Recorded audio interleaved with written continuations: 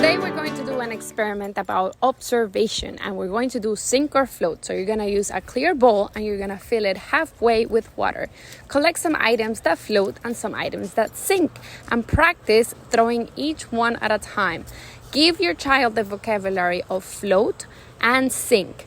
Watch and observe what happens with this object. Does it float? Does it sink? Try it a few times until they grasp the concept and understand the word. Before you know it, they'll be actually telling you when things are sinking or floating. You can do this in the sink so it catches all the splashes.